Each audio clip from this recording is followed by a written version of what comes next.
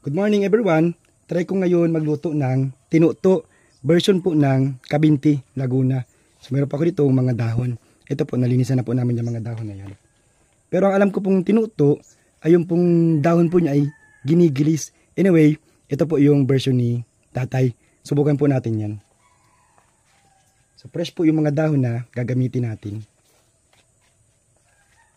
Layer by layer po.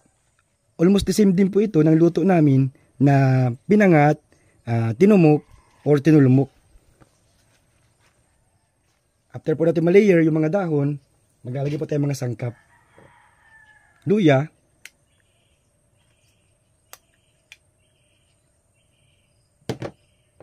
bawang,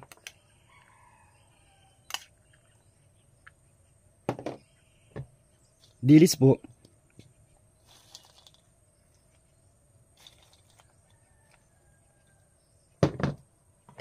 asukal,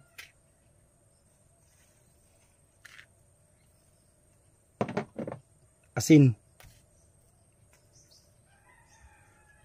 And syempre po, maglalagay pa ako ng sili.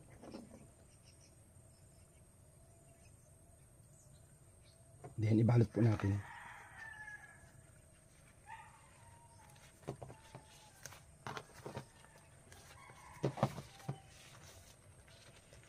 Ito lang po. And then tatalian lang po natin.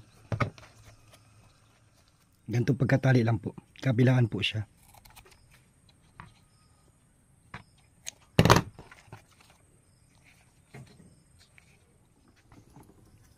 After pumatalian, lutuin na po natin ito.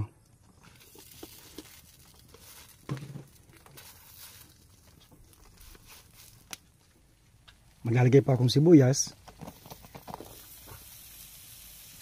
bawang,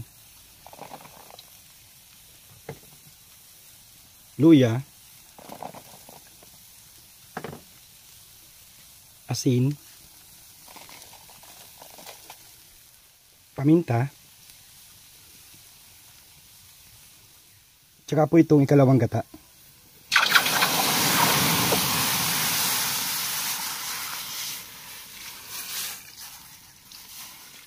Takpan po muna natin.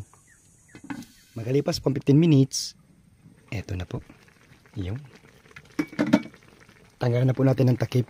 And then tuloy po natin pakuluan yan hanggang sa maubos po yung sabaw niya. Kung mapapansin po ninyo, naubos na po yung una natin sinabaw. Maglalagyan na po ako ng sili. Tsaka po itong remaining po na dilis. Lagyan natin sa palibot.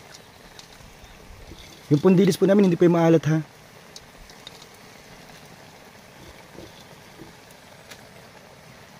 Tsaka po itong kakanggata.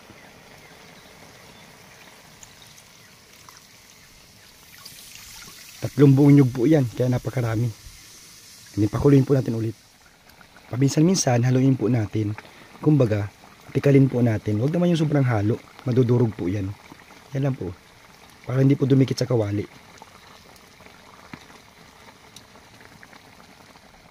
So yun, okay na po yung ganitong pagkaluto. Tingnan nyo naman oh. Tikman na po natin yung tinuto na version nila. Tingnan nga po natin. Yun oh. Yun, siyempre, si mama yung titikim. 4 po yan, tigi-isa kami. Kasi 4 kami dito. Anong lasa ma? Masarap din naman. Para din yung mga luto natin pinangat o tinumok. Yung halos magkaparas din po. Pero para sa po sa akin ha, opinion ko na po ito ha. Mas masarap po yung niluluto namin na tinumok. Ano mama ano? Mas masarap yung may palaman na hipon o kaya yung kingpi. Ano mas malasa. So no offense po ha. Hindi rin naman po kami sure na kung original po talagang recipe nila yan. So yun lang po. Please follow, like and share. Bye bye.